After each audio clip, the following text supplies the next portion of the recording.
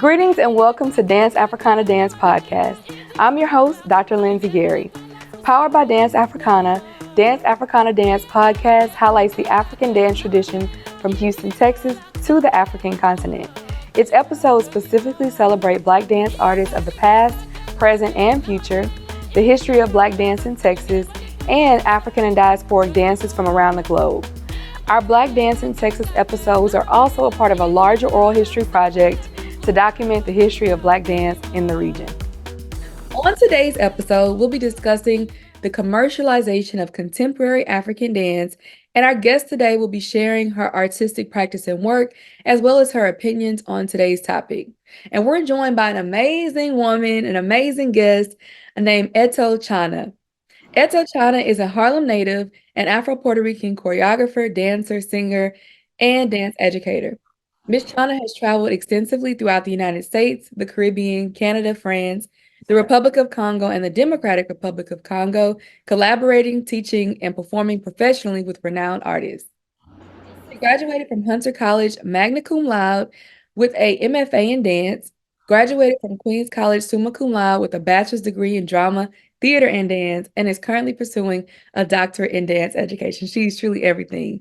And she's also the artistic director of Mabina Dance's dance company founded in 2011.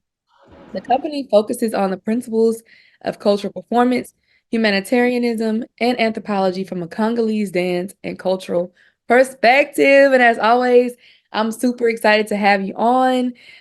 We always have the best guests, and you, of course, are one of them. And so let's jump into our conversation. So first of all, welcome again. We're happy to have you here.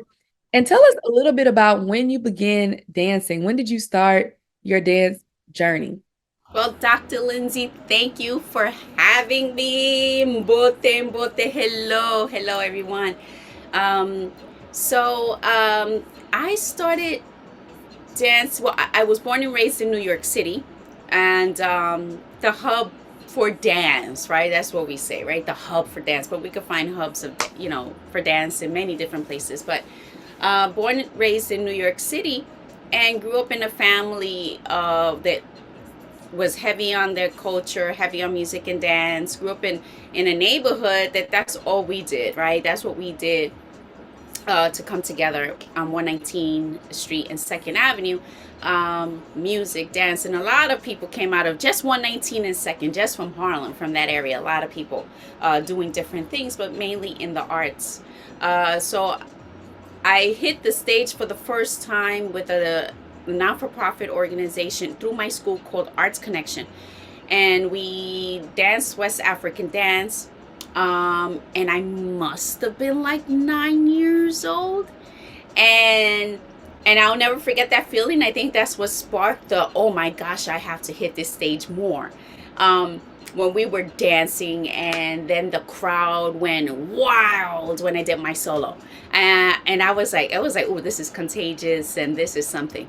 So that's when I first hit a stage. But my first trainings was at home with my mama. Mama had me with the 1-2 step, so it's really a family, thing that has passed down. And I love that I love that you acknowledged what you acknowledged to the start, because I think sometimes as dancers who study in the academy or in studios, we're trained to think that those experiences aren't valid, but those are the most important parts of our dance journeys, is like learning at home with our family, learning in our community. Like that's really how we get started. So I'm glad that you mentioned your mama and your community in Harlem, because I mean, Harlem is a mecca of Black art. I mean, seriously. So the fact that you grew up there and are continuing this journey is really, I feel like destiny fulfilled, So I'm glad that you really mentioned that, and it's beautiful to see. And you're right, it is electric. I've seen you perform, and it's mutual. Like your energy is matched from the audience, right? Like we're excited to see you perform, and you get that, adrenaline. So it's like, yes, we want to see you on the stage. So that's powerful. And to think that you learned that so young too, that you got that experience so young is so beautiful. So tell us a little bit about some of your early teachers, I know you already mentioned your mom and you mentioned the nonprofit you work with, but if there are any others you wanted to mention, and also some of the early dance styles, because you have done so many dance styles and you continue to do many, even though I know your focus is Congolese dance. Can you tell us about the different types of dances also that you were exposed to? So through the arts connection, so there was the family, the things that we danced, I'm very careful with the terming, because when Spanish music, it wasn't music coming from Spain, right? So it was music that is specifically coming from Puerto Rico, even Dominican Republic, music coming from Cuba that was sung in Spanish, in the Spanish language. Okay, so I just want to clear that up. I hope y'all heard that. That's an important distinction. Like, we Right, understand where the roots come because you're speaking in right, a language doesn't mean that that is a right. thing. Right. So it was our merengue, our bachata, and salsa. I danced with my first. I'm gonna call them a professional group, because there were we were put on platforms that were professional, even though we were children. So my first professional group was called KR3Ts, Keep Rising to the Top.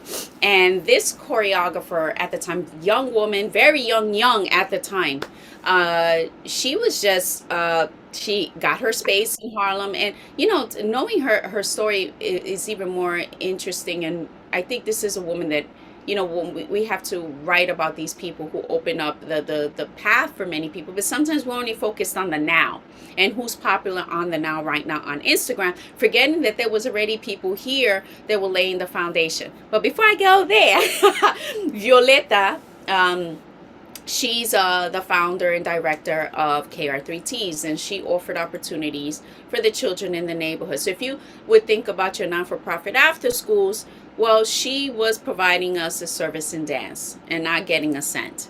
But she believed in creating this hub and this place where we could all go and do something positive with our time instead of being in the street. And many people have gone to her, are still with her, have gone through and created their own paths. But she was definitely someone that I could say was a teacher, was a mentor, and offered an opportunity. And through Arts Connection, the first teacher that I was like, oh, when I grow up, I want to be like her. And that's exactly what I said. When I saw Carolyn Webb, I was like, whoa. I mean, I didn't know. I mean, I was a young girl. We're talking about 9, 10 years old, and I'm seeing this woman, uh, beautiful. She had her twist in her hair, black woman figure, like dancer, whatever dancer was. That's who she was to me. That's who I pinned as this is a dancer, Mm. and I was young. And I like quickly made her the epitome of what a dancer should be or should look like. I wasn't thinking ballet. Mm. Um, and then she taught us jazz. She taught us different styles. That's when I learned fanga alafia ashe ashe. Yeah, most of us did, right? But she was the one, right? And I had the privilege of working with her from, I believe it was second grade, third grade, all the way to sixth grade. Um, and then when I went to my undergrad at Queens College, guess who I bumped into? I bumped into her again. And she is a professor at Queens College. So now we're talking about years later. It took me several years to go back to school. I was a mom, and the priority then became, be a mom, raise your child, right? Um, and then started doing that, and then it was like, okay, it's time to go back to school. So now I go back to school, boom, 1999, and there she is. I'm like, whoa, I'm blown away. She's We started working again, and when I graduated Queens College, I had to go on and take more classes, right? So my intention when I went to college was like, okay, I'm going to go to college, I'm going to get the training I need, and then I'm going to come on, I'm going to be dancing. Well, the Mm. reality is that academia is not necessarily the world of dance outside, right? And I was going to need more training than I ever thought I was going to need. More money came out to train. Okay? So Yesterday, literally. that's a whole deeper conversation, and then I don't want to take away the importance of academia in dance or in any other art, because it is necessary. It opens up your lens to think in a different way. It helps you research exactly what it is, and ask the right questions for when you're learning something, right? It helps you, if you're interested in writing, become a better writer, become more analytical, more critical. These are the words we hear. Um, but it helps you evolve your practice, right? You learn to embody your practice in a different way through academia. But it wasn't necessarily preparing me to audition for Evidence for Ron Brown. It wasn't necessarily preparing me to audition for, ABT, or, these companies that are. So I started going out there in the dance world. And that's when I met Shalewa McCall from Movement of the Urban Village. And I auditioned for her company and totally bombed it. Bombed it. There's something about my nerves, wasn't getting it, right? And we're all very different. And that's one of the things I learned, that we are different learners, that we're all different people. You could do well in the class, in the classroom setting, but when it's time to audition, you totally flop it. Yeah. And she saw something in me, although I flopped her audition. Mm. It took me in. And it's something that usually companies will not do. They're like, okay, next, next, next. They're looking for the person with the best technique. Next, next. Okay, goodbye, you, goodbye, And she saw something and she took a chance. And I started my professional dancing with her through her work. I did a full season with her. And after her, her work was the dance hall, modern, contemporary, a mixture of who she was. Mm. And then I went and did a season with Visi Dance Theater, which was also another Afro contemporary dance company. And then I met Liberata Dance Theater, which Mirena. Now Mirena, she's from Curacao. And this woman really, really pushed my contemporary dance form, like my modern, but from an Afro-Caribbean perspective. And really, I danced with her for many years, and really was pushing me in, like, and pulling out what she saw for me, and bringing in the theater, right? Which I think as a dancer, we need to be diverse. You cannot just limit yourself to dance. You have to look at theater. You have to look at production. You have to look at costuming. There's just so much. It's such a big arena. And diving and touching in every direction that you can is what makes you more fruitful, which gives you longevity, which is where I'm going to take us in this conversation when we talk about the commercialization of our African dance forms, and what does it mean now, and what does it possibly mean in the future. But so I had all these different arrays and colors of people in my life that really influenced my work. And then let's go Congo. When I first saw Congo, it came from my professor, who's a dance historian, who wrote a book. Her name is Jackie Malone, called Stepping on the Blues. And any one of us who have taken any dance history course, that book is one of the ones that always pop up on that syllabus. And she said to me, Eto'o, you have to check out Congolese dance. And I was like, Congolese dance? I've never heard of it.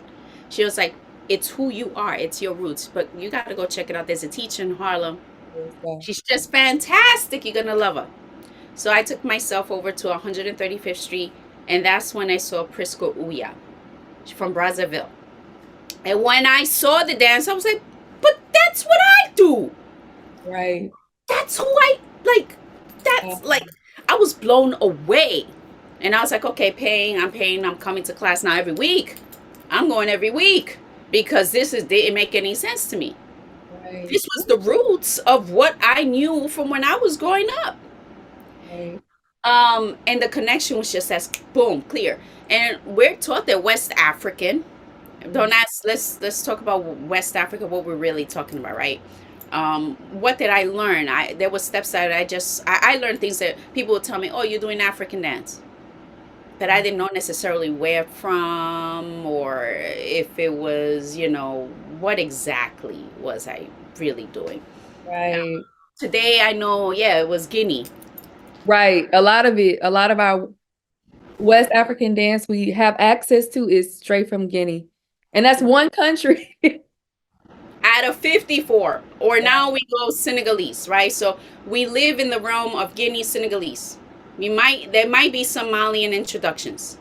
There Maybe. might be some, but heavy on Guinea, Senegal, and then Mali. But Congo is never really, the Congo kingdom is never really spoken about as far as dance. Congo, not just the Democratic or the Republic, but the Congo kingdom. Um, so I go and I start taking classes, and then I find out about all these great Congolese dance workshops. I really go on the hunt to find out who's a Congolese dance teacher. Even to today, 2024, when you look, the list is very limited, right? It's mainly men. They're from Brazzaville, and the women is very few throughout the states. Now, you would think that that has changed because, well, you might have more people dancing Congolese dance from the Afro pop perspective, but they never really researched the traditional sense of any of the dance forms. So yeah, they're out here teaching. They're making the money. Well, and on that point, let me ask you this. Why, and I know we're going to circle back to the contemporary part in a second, and that commercialization, but why is it so important for the contemporary dancers, those who call themselves contemporary dancers, to understand the traditional? Well, because that's where it's coming from. A lot of the moves are coming from the traditional.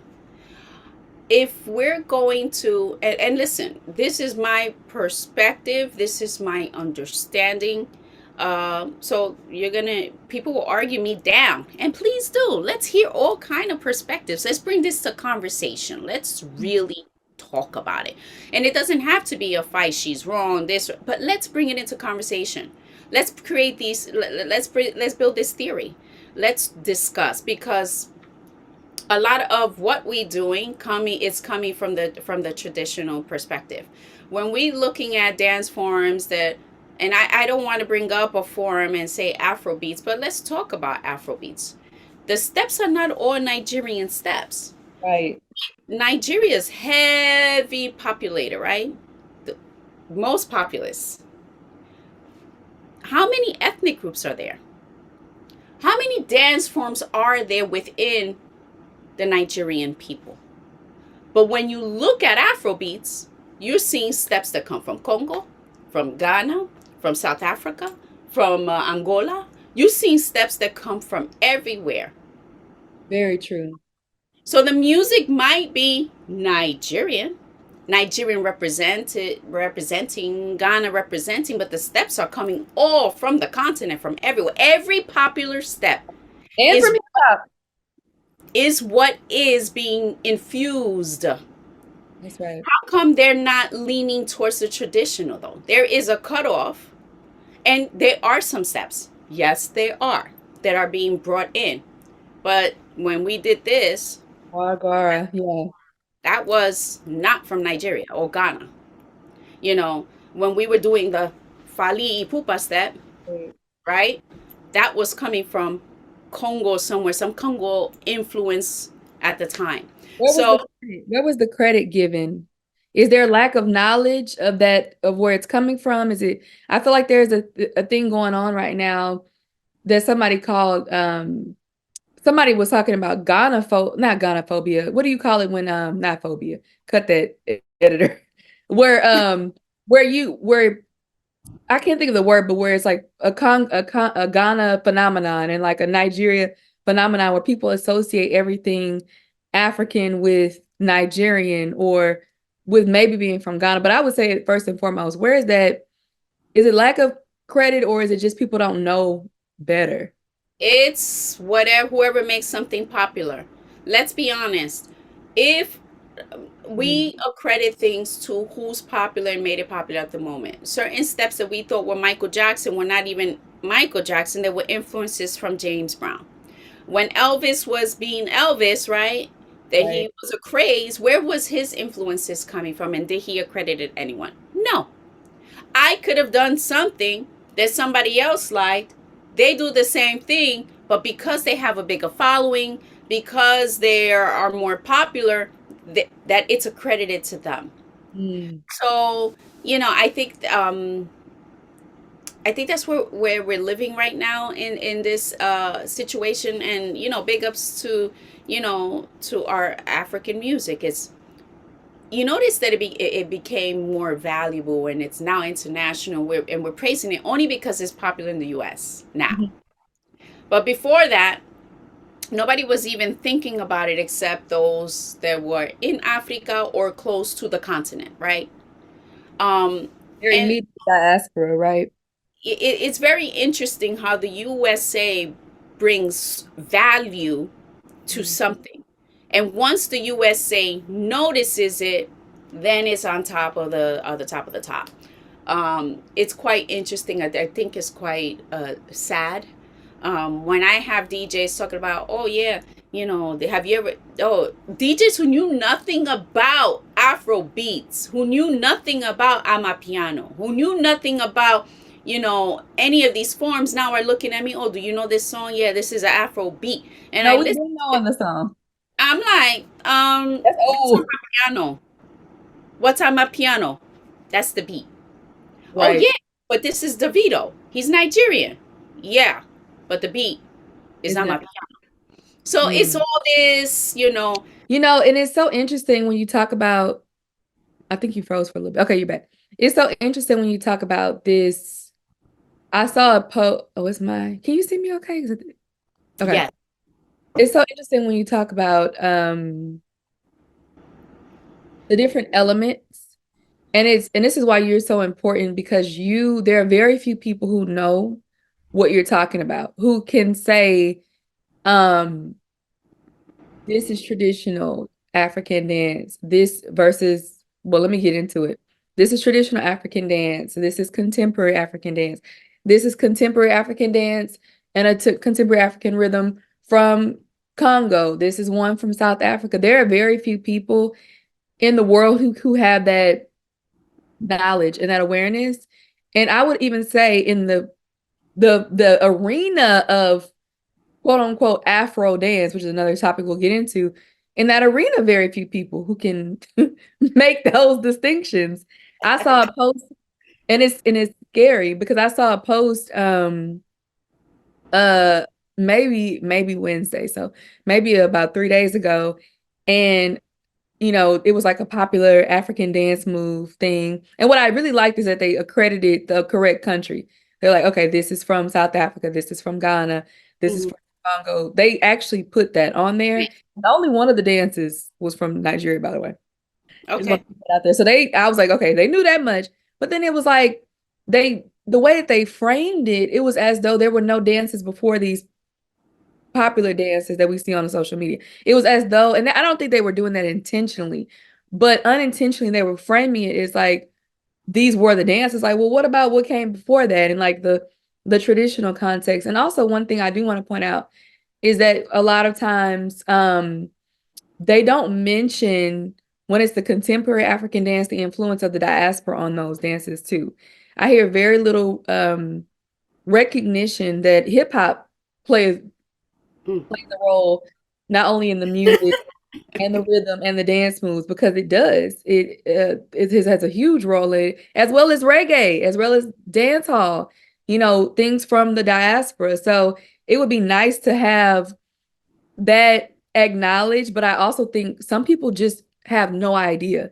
They won't acknowledge because it will do a circle right back saying, well, that comes from Africa. So that's the answer people are giving, instead of seeing also, yes, it came from Africa, but the progression, the development of it, the the change, the morph, morphing of it, yes, it's still rooted in Africanness. Right. It is very different, right? Hmm. And it's interesting when I see, the discussions of even like African, like popular, like rap, right? And now, so it's like, oh, but this comes from here. No, nobody was rapping. Nobody was rapping like that. Right. Not So we like gotta bring it back, right? How much the African American or the Black American, because for me, I have my understanding. Also being African American, I'm not just Black American. I'm African American, but culturally. these influences, the Black American influences in music here in the United States and the culture, how it's influenced Right. other cultures in transforming their art forms and building their art forms. I mean, yes, reggae dancehall is African influence. We know that, right? That's We're back. seven. So, That that's seven. Ga. But you could attribute that to Central Africa, right? If you do any real research, right? Um, Attribute that to there. Attribute it a little bit to West Africa, right? But nevertheless, the sound and the way it is what it is, and and it it's was manifested in a yeah, specific place, and that's you. You can't skip those pinpoints. You have to right, give credit. right, With that point, you are a person who is of the African diaspora. So even though you are an African woman, right, you're also a person who was born in the diaspora. right. And I know that there is pushback for someone like you, and Yes. pushback is definitely an understatement. I know that it's an understatement, but for someone like you who is um succeeding in what is considered to be continental contemporary African dance, Ugh. there's gonna be pushback because and I'll give a quick story because I don't think it compares to what you've been through, but just to illustrate it, I remember when I started developing my company, Dance Africana, and initially we were background like that was what we did. We performed with Caribbean artists and we performed with Afrobeats, essentially Afrobeats artists. Like when it was very new and getting popular. It's before like it was mainstream, right? And I remember when people found out that I was born here, that my parents weren't born in Africa, right? That I've essentially been in the diaspora for hundreds of years. Um, that they're like, wait, why are you doing that? But and it goes back to those points you were making. They don't understand. They kept saying, oh, it's Niger. First of all, they kept calling everything Nigerian. It's Nigerian music. But I was like, you realize Afro beats comes from Afro beat without an S, and you realize Afro beats, one of our most famous people being Fela Kuti, that was heavily influenced by jazz and funk, which Yes. is Black Americans. So to say Right. I don't have a place in this is bonkers, Yeah. but it goes back to people not knowing that history. That's right. And That's what right. are some of your experiences with that? Because I know you've dealt with a lot and you still continue to. And I'm dealing with man. I'm just gonna we're gonna change this talk to called real talk in a minute. um, Real, yes. there is this now. So when I started my company in 2010 in New York City, we were like the only dance company, not group, but dance company that was representing Congolese dance. Um, with all the other West African dance groups here, we were the only ones. We were invited to like the African festivals. We were invited to anything that had to do with representing Africa. And my company at the time, the dream was to have a company that represented women. We're Mm, talking about 2009, the idea started happening. By 2010, it was already on the move. And I wow. wanted the company to be representative of Black and brown women. I believe highly in us supporting us, I was also wanting to offer an opportunity for women of all ages to be able to perform. In this market, we suffer from obviously colorism, we suffer from ageism, and I say suffer because it's more like a plague, it's more Mhm. like a disease where they say to you at a certain age, you're too old or you shouldn't be dancing anymore. Especially the more contemporary we get, the younger you should be or Mhm. supposed to be. Because remember, contemporary music as we know it now is not the same. If anyone could do some research, just Google. It's not the same as when Kanda Bongo Man was around. Mhm. Um, by the time I came into the scene in 2010, you have Awilo Longomba who I toured with, but he's already mature. Kanda Bongo Man is mature. Samba Mapangala is mature. These are elders. Right. I was younger, right? And but yet when the wave of Afrobeat really hit here in the States, and now you have, I remember Harmonize coming from the first time, Harmonize from Tanzania. I was mature to be his backup dancer.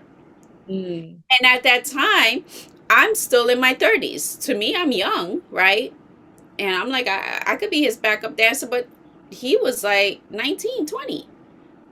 So the new wave of singers and artists are young individuals. They are young adults. So where does that sit someone like who's already 28 years old, 30-year-old woman with a Mhm. 19, 20-year-old artist? So then that's when I said, okay, I'm creating my own dance company. I don't care your ages. I don't care your sizes because there was also this thing, it's so your dancers are too fat. Wow. We were being body shamed. If my dancers wore glasses, like that they needed glasses, have your dancers wear contacts. I received a phone call and I was told, start training new younger dancers because your dancers don't have your level. Well, it is hard to get people. Listen, I trained 4 years. I was taking myself to the Congo to learn intensively. We're not talking about when people go on a trip for 2, 3 weeks. I was taking myself for months, months every year to practice. But I also had a passion for it. I also had a connection to it. Right. So I can attribute how I learned and, a lot to those things, right? Which might be different for someone who just likes it, Mhm. right? I embodied it differently than they do. Uh, so even here in New York, I can't train my dancers for 3, 4, 5 hours the way I was learning in Congo. People Right. here, we're moving about in a different kind of way. Our lifestyles are set up in a certain kind of way where every minute counts, every hour counts, and we need to be somewhere. We got to pick up the kids. I had young women bringing their babies. I had young women whose, it's sad to say, some of their marriages were shook because the husbands were like, why are you out there rehearsing and dancing so much? You need to be home. Wow.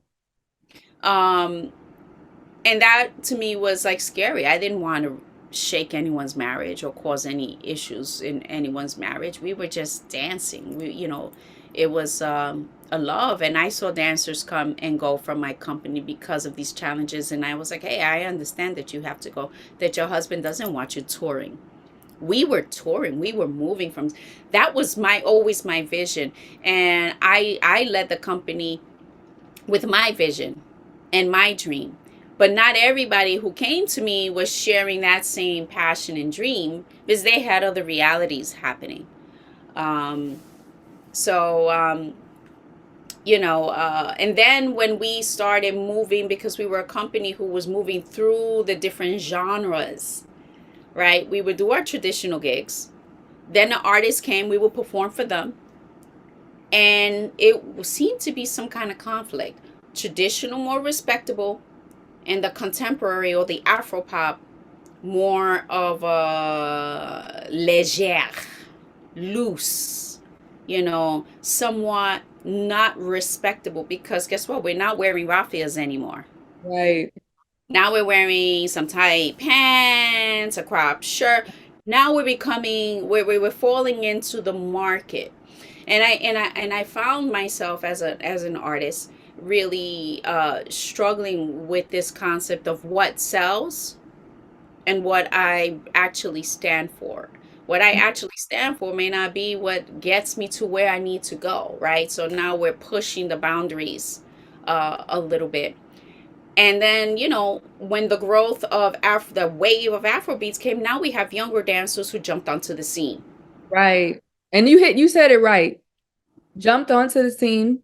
You're And right. I'm not saying that you have to have X amount of years of experience, but to think that with social media, people who don't have the context, the history, the knowledge, who haven't done the work, can almost be put above a person with experience who has done Yes. the work. This is Yes. what I mean by commercialization. And that's exactly what happened. Now they come into the scene. They went from being 12 years old watching TV to now I'm 17. I'm here now because I'm from Sierra Leone. Mm, I don't need to be dancing under you, which is, I'm actually repeating verbatim what was said to me. wow. I don't need to be dancing under you. I'm not, at the time the young woman was 19. I said, you're not dancing under me, you're dancing with me. And although you're from Sierra Leone, you know nothing about Congo. So I'm actually teaching you, regardless of what you believe or what you want to believe. It was as if her Africanness was more, valuable and more authentic than my Africanness. Get into it. Get into it. And she left. That was the first time I experienced the lash of like, and then I'm like, okay, what's going on? Can we talk about that? Can we talk about that? Because Yeah. I think that's an important point that cannot be even like it needs to be reiterated. The point you made about this Africanness and who's more African, because I will say that that's the undertone of what we're talking about as well. Part of it minus the money part of it, but that is the undertone because a lot of times we don't understand that coming from the continent doesn't necessarily make you more connected to who you are or to Right. your history. Because I remember asking a Nigerian and I don't want you to forget your point, but I want to add this to it. I remember asking a Nigerian dancer, several. I live in Houston. Houston is literally little Nigeria. And I remember asking one in particular, he's an Igbo dancer. And I said, what is the history of these dances that you're doing? This particular dance. He didn't tell me. He couldn't tell me the significance or anything, just something they did. And I get it because I understand. I grew up in a Louisiana Creole culture where we danced Zydeco. We didn't necessarily study Zydeco. This is how we grew up. So it's not to invalidate it. But also, there were other people doing what we now are calling Afro beats. And again, going back to what were the origins of these dances? Do you know your traditional dances? Do you know the history of this? Yada, yada, yada. And I can tell you none of them, not one of them could answer those questions. And how do you have somebody who calls himself an African who doesn't respect someone? And you're not an elder in the sense that you're old, but you're an elder in this field. You've been doing it for a long. You were OG. You've been doing it for much longer. And where Yeah. was her respect? Where was her respect? Because that's an African value. Right. When it came to you and your work and what she had to learn from you. I actually even experienced in the I'm putting it out on the table within even the sector of like of the dance teaching world, where people who, just because they say they are from somewhere, let's be specific, Congo, they say I'm from Congo, they've gotten teaching positions that I've applied for and I've been like ignored or rejected. Now, Wow. I get that there's a certain something that happens here. Look, let's be real. It's not about what you know, it's about who you know. Your network is your network. I get that. Totally get it. So, totally get it. But when you look at the credentials, It's the dossier for me. It's the resume. It's the CV. Pages and pages. It's pages and pages upon pages. When you look and you Google, it's my name popping up. And it's not made up 3, 4, 5 years ago. We're talking about over a decade. Longevity. Over a decade. So yeah, I'm an OG in this scene. But then yet it's only because she's not really Congolese. We adopted her. What? Take the glasses off of that. What? You adopted me. Okay. I appreciate the adoption. But you can't adopt what's already yours. Because I come from you. I come from you. But yeah. Like, come on, man. I was so passionate about this that I got a nationality. I'm Congolese. The way anyone could go to a country and take a nationality and raise their hand and say, I'm European, I'm French, I'm Belgium, I'm this, I'm Congolese. Point blank. But I seen it in as even applying for jobs. And now with so many people that are like here, like, well, I have a parent who might be from Congo, or I am African. I am here now in the States. Whatever that woman Eto'o was doing, I don't know what she was doing. I asked them anything about the Congo or the history of any of the dances. They do not know. I tell you. They might know of their ethnic group. We're talking about They might 450 ethnic groups or so, over 400 ethnic groups. I don't know every dance from every ethnic group. To be very clear, even what I know is ballet style. It's stuff that's created for performance. I've never been to the village and dance sacrificing chickens. I've seen videos of it. I did see videos. If you're lucky to go to Kinshasa and you go to the museum, they play videos. And you see dance where the person is biting into the chicken. I mean, just quite amazing things that I would not put onto the stage, because how can I transform that onto the stage? Something that's a ritual, something that has meaning. Some things are sacred. They don't always need to be on the stage. Right. So what I do is very, very much performative. Yeah. And in that sense, my teacher, Crisogon Dianguaya, because he's the one that really took me under his wing after Priska to explore Congolese dance. I was like, look, I want to learn with you. He said, okay, what does that mean? I said, well, I really, want to understand how I'm connected to this. And he was like, well, I'm leaving to Paris. I said, I'll see you in Paris. I went over there for 10 months. I rented an apartment out my own pocket. Did what I had to do. And we worked every single day. I remember there was these train strikes, because Paris always has a strike.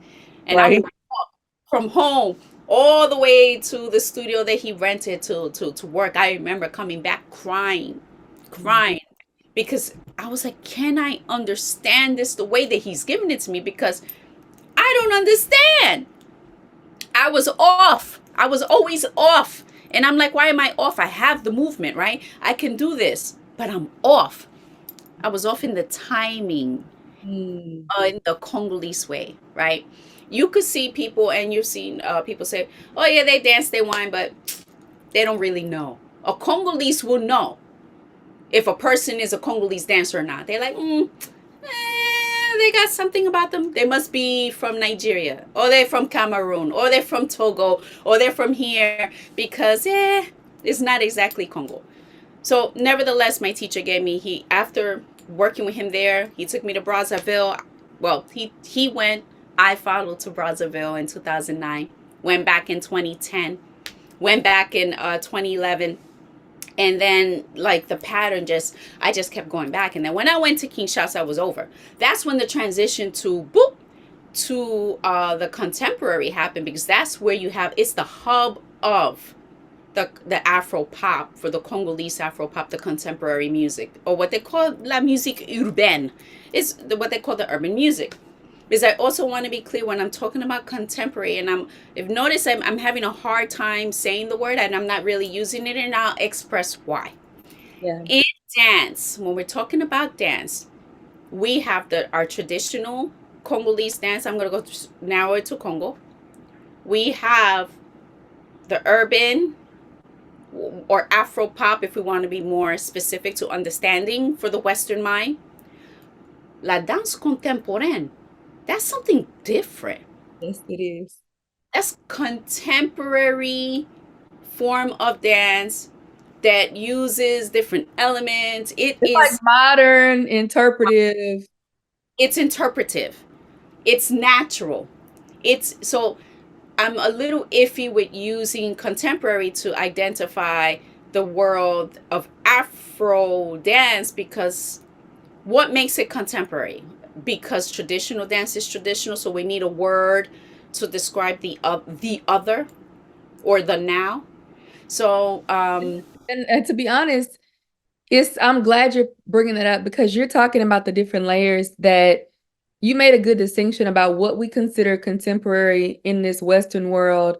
Even more specifically, I'm gonna say the US, because when we think about contemporary in from what and I don't even want to say Francophone Africa, but in countries where French is a language, because we know that's a whole nother thing. Right? Because we know our people speak mostly our African languages more than French anyway. But anyway, so when we think about the countries that speak French, so I've done a lot of, work in Senegal, and I think about when they say, I think I'm breaking up a little bit. there you Okay. go. Yeah. When they say contemporary dance, that is the interpretive, like what we consider our contemporary Western dance. It's like relatively comparable to that. So like what came after modern, postmodern, it's a little it's that. And that's what they call their contemporary dance too. So I'm glad you made that distinction. We should have made it earlier. I should have made it earlier, but I'm glad it came up because that's one thing. And then when they say, when in the Western world says contemporary African dance, they are talking about this Afro pop or like the specific names and Dombolo or Coupe de Calais or Afro beat. So like I'm glad you made that distinction because it's not the same, Right. but we have different terminologies. Yeah. And to stick to that point, I think what's happening is that these labels and the naming is so that Westerners can when they're consuming, they understand. Um, a lot of times, some traditional steps don't have a name. Uh, Right. and but now because we're all, the good thing of social media, we're all paying attention, right? Now people want to understand, and it's still very cloudy and fuzzy because with the wave of Afro beats,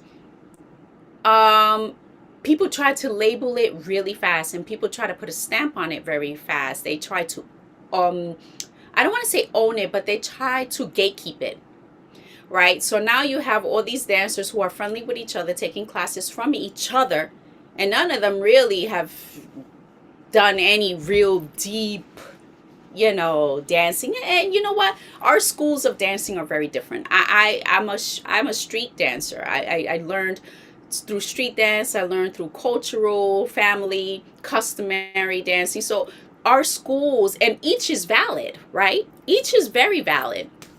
Um, Nevertheless, though, they try to gatekeep it, control it.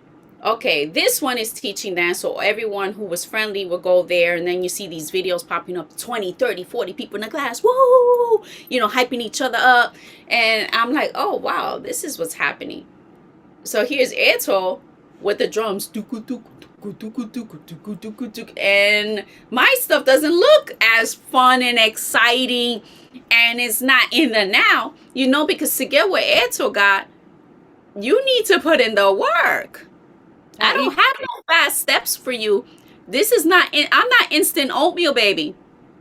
You can't just heat up water and think you're gonna eat a dish. You gotta get the actual oatmeal and start boiling that water, right? And it's gonna take some time to prepare. That's my learning. That's how I learned. And that's traditional. Right. Now, if you want to put some popcorn in the microwave, pop, pop, pop, pop, pop, yeah, you're gonna eat. It's gonna be ready in a few seconds, but that's that's not what I was offering. So I no longer became. I believe I'm more appreciated by those who understand the importance of tradition, um, and those that are I need something fast because there's gonna be the the Vito's coming or Tiwa's coming and they're looking for dancers, so I want to go and I want to show them what I got, pat pat pat pat, and it's like, okay, I had dancers leave me because of that, because they wanted to move in that direction, which is in that. I said, bless you. I It's different. I can't, Yeah. because it's not who I am. I had somebody say, they called me a culture appropriator, that I profit from the culture when Africans do not. And I was like, I profit? How? Because when I move with a village. When I step on stage, I bring other dancers with me. I bring musicians with me that are Congolese, that are from different parts of Africa, different parts of the Caribbean, and we all eat. Right. So if there's something for us to make, because there is this factor of, oh, it's traditional. And so can you just come and bring your dance company? For And free.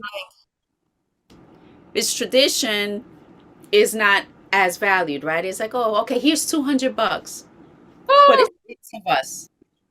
It's six of us. Um, I feel like, and I'm not saying that people don't appreciate tradition, but tradition takes time to grow. It's like a plant.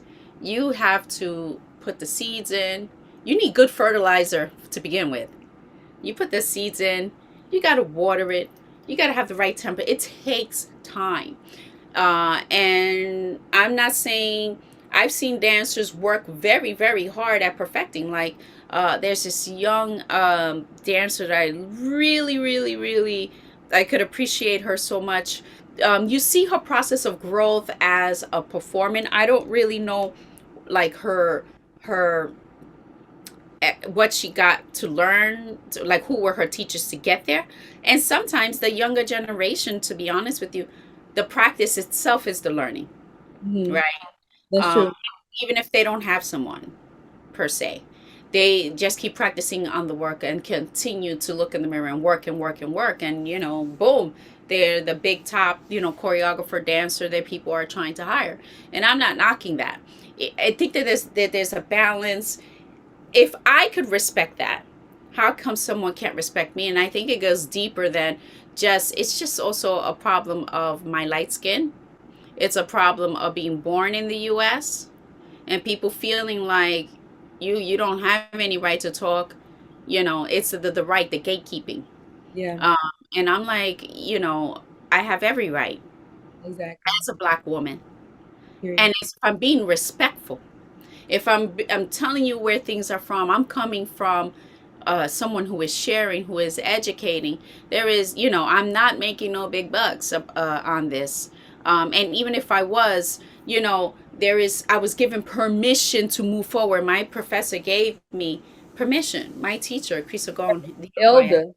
An yeah, elder.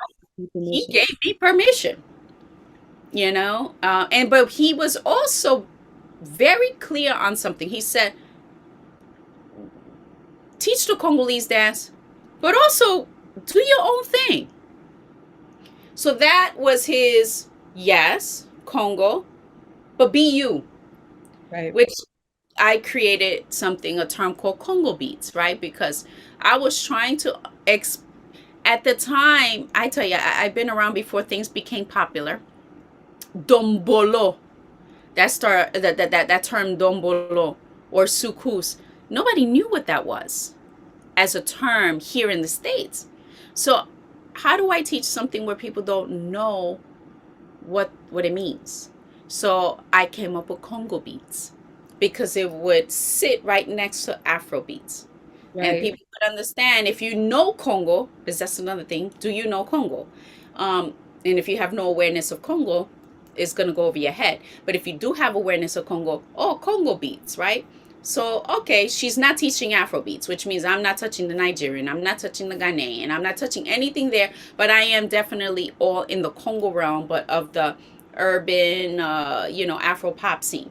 So that term Congo beats was born. And then even that became an issue. What is she teaching? That's not Congolese dance. What is this? I'm like, oh, come on. It didn't matter, what, I did to try to push and keep the culture going and bring acknowledgement. It's never a right thing. I feel like there's this I shouldn't be here kind of a deal. Hmm. So that's to, wrap it back to what you asked me. Yeah, But I'm going to continue doing what I was ordained to do because God asked me to be here. This just didn't, it's not me in a fantasy. This is who I am. Um, and, whether some individuals like it or not, this is the path. And I will continue to work. I will continue to try to bring opportunities to others. I will continue to teach. I will continue to respect the culture. I will continue to go to Congo. So, it is what it is. We just got to keep pushing. and I will say you brought up a couple of beautiful points. And I know we'll wrap up soon, but you know, the word I was looking for was mania. But when I was using the wrong word, but mania is this, and I'm saying it in the sense of like, there's a mania around Nigeria right now, around Ghana. That is when people think Africa in this country, the United States, that is mostly their frame of reference. Yes. Because we have a lot of Nigerians in the United States in diaspora, right? Where, because it's not English is a language, whereas, people who are in diaspora in the Congo are going to be more so in France, for example, to Yes. give an example. Yes. So I Yes. think that's part of it. And because the United States is driving this heavy commercialization of this musical form, and everybody's fighting to get that validation. That's the thing of it too. People are fighting for that validation, which is a whole other topic. That's the association. That's the association. A lot of people don't know Africa, period. A lot of people, when I say people, I mean all kinds of people. I mean people Yes. from Africa don't know the different parts of it's like I know my country and I know my area, but I can't tell you about the country next door, the country a few, a little bit north of me or whatever. And also our people here in diaspora who are born here sometimes we don't know, and just white people, they don't know, a lot of them. So there's this mania, and that's what I wanted to articulate. So the fact that what you're doing, you're adding to that representation of Africa, which is so important because you're not only bringing people here in this country, bringing awareness and giving credit. You are making to Congo, the region, you're also reminding people that you too are Congolese. Because I think people forget, when we talk about diaspora, we in diaspora, we in the African diaspora. We're not just in a random. Right. We are to a part of this. This is also our heritage, also our history, our culture.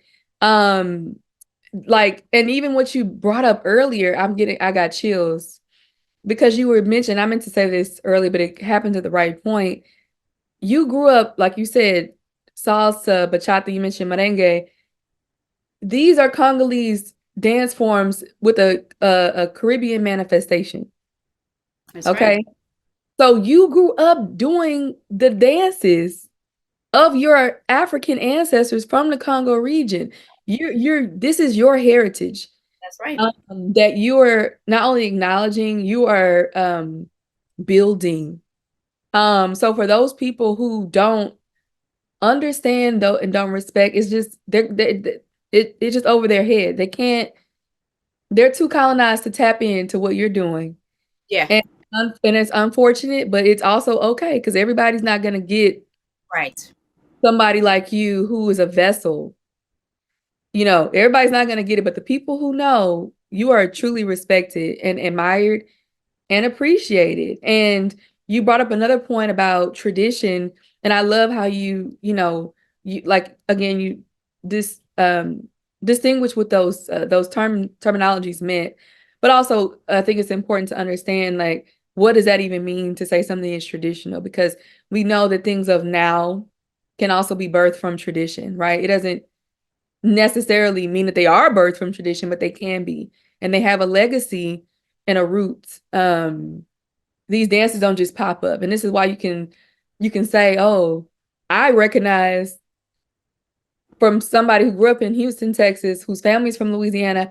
I recognize those dances you're doing because That's my right. people came from Congo, or my people came from Senegal, or whatever. I see, Right. so you're a gem, okay? And we appreciate you. No, seriously, really. Yeah, I don't think you hear it enough. I think you know it, but I don't think you hear enough. You're a gem, and what you're doing is so important. And I'm getting emotional, but I want you to know that. And I want you to give us any like final thoughts you have just about this commercialization. How can we how can we combat it? How can we It's always going to be a factor because we live in a capitalistic world. But what can we do, those of us who are in that same kind of mindset as you or others, Mhm. to continue to fight that and push for what um, is upholding who we are as a people? Wow. What a oof. I'm thinking about, I keep thinking commercialization, and I keep thinking about, what will, and this is for everyone, what will, our Afro pop, um, or, yeah, I'm going to say Afro pop. I'm going to leave it there. This is a style of music, right? Um, what will our Afro pop entertainment sector look like in 5 years? In 10 years, right?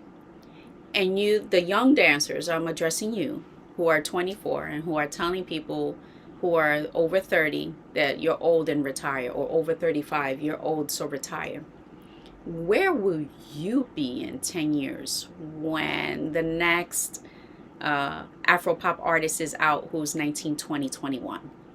And now you're 35. I'm going to leave that question there for you to consider and always think about. But I could give you, as someone who is an OG in the scene, continue to research, continue to question, continue to create. Because as human beings, we're not static. Tradition is not static. Tradition keeps going, and tradition changes. I know we live for the now, so we're all trying to get that bag now. But one of the things I could say I'm very grateful for is that Eto'o has been consistent. Eto'o Tsana is not only a person, but Eto'o Tsana is a brand and has been around for a while. And I don't see Eto'o Tsana ever going anywhere. Not in her 40s, not in her 50s, not in her 60s. If I could be that Martha Graham of Congolese dance and still be around, like our elder Mabiba, who is passing on her Congolese tradition and who is still here, and be one of these elders, that's what I'm going to do, because you have to be versatile. You have to be understanding of others and respectful. Everyone has a time, everyone has space.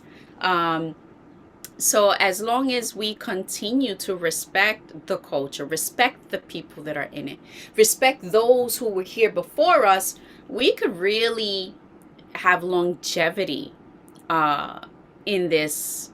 And I also believe that we should be very careful with conforming to what is so-called popular, that we change so much who we are that we start resembling others to just be in the market. I Hmm. would rather stand out and stand alone than follow a herd. um, so that's what I'm thinking, and what I really mean by that is that I really feel that there's a shift in commercialization where you start you know uh, your values and who you are versus what others want you to be. Now, I'm not innocent. I'm listen. I like to be sexy. It's just in my natural self. I like to be sexy. I'll get dressed, and I'm a little provocative, and I'm sensual, and I'm all this and that. But that is my true authentic self, right? There is not going to be a moment when I'm going to turn around and say, "Oh man, I regret everything I did." There's a video circulating on the market now, on internet, where the woman's being questioned. She will goes to a concert with her boyfriend of however long, and she's called up on stage by her favorite artist, and she does a sexy dance, right? The boyfriend is embarrassed because the sexy dance went, maybe for his taste, was way too much. And she was ready to risk it all. She says, hey, this was a once in a lifetime opportunity. This was an African artist. It was an African performance with African, us African people there in the audience. So when we go from one thing of what we represent and push it to another, I can't tell the difference anymore between Afrobeat and hip hop. Mm. Go back to what you're saying. Um, and please don't come at me telling me that hip hop is African. What is hip hop right now, and what we know of it, it is not African. And how our Afro contemporary or Afro pop music is moving, it's in the commercial sector. It is following a U.S. feel, a U.S. look. Is that what it is now? Mm. Just so we could be at the Grammys and, be getting these categories or be seen and played at our radios. I do understand the importance of pushing the African music, but a lot has been lost. So I'm big on keeping my authenticity, is why my music is it is what it is. Like, I have a song, and all my lyrics are very suggestive. I believe in that coding. That's me. Everyone is different. You could be yourself. Be your true authentic self. So if your authentic self is throwing F-bombs and this, that's you.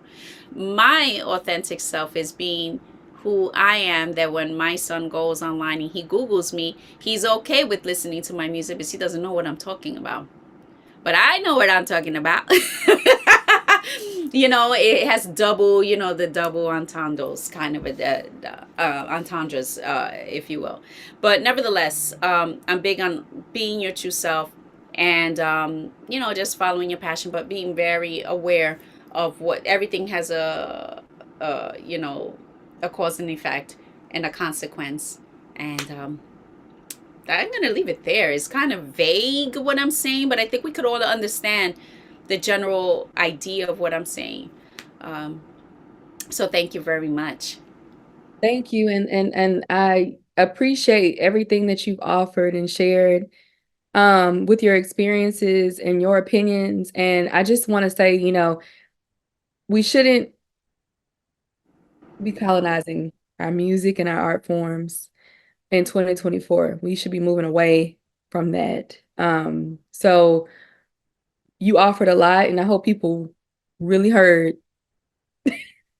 Listen, times are changing, and either we could move with the time and accept this new change, because we can't do anything about it. We just have to just sit back and watch, and and see where it's going, or just hold on a little.